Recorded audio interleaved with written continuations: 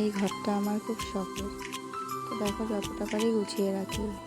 তো মনের মতো করে আরও ইচ্ছা আছে গোছানোর। তো এখনও এই অবধি গোছাতে পেরেছি। তো তোমাদের কেমন লাগলো আমার ঘরটা অবশ্যই কমেন্ট করে জানিও। তো তারপরে এই যে রান্না করতে চলে আসলাম। তো আজকে রান্না হবে তেলাপিয়া মাছ।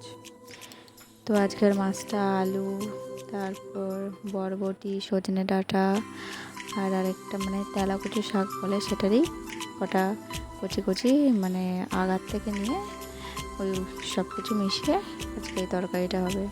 ফার্স্ট টাইমই করছি। তো আর হবে কলমি শাক।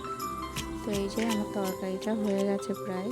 তো তারপর মাছগুলো দিয়ে দিলাম। তো মাছগুলো দিয়ে ভালো করে ফুটিয়ে নামিয়ে নেব। জানি না কেমন হবে খেতে। আর এই কদিন এত পরিমাণে গরম দিচ্ছে, বাইরেটা তো দেখালামই, এত রোদ। তো তারপর শাকটা ভাজা করে নেবো। এখানে রসুন আর কালো জিরে ফোড়ন দিয়ে দিয়েছি।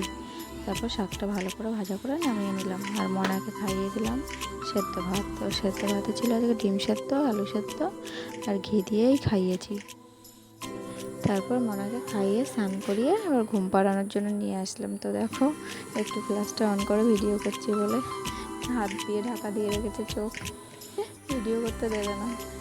তারপরে এই যে বলছে তোমার দাঁত দেখাও, কতগুলো দাঁত হয়েছে, তা বলছে দেখাবে না। তো এই তো এবার মনাকে ঘুম পাড়াবো। তো আবার পরে দেখা হচ্ছে আরেকটি ভিডিও।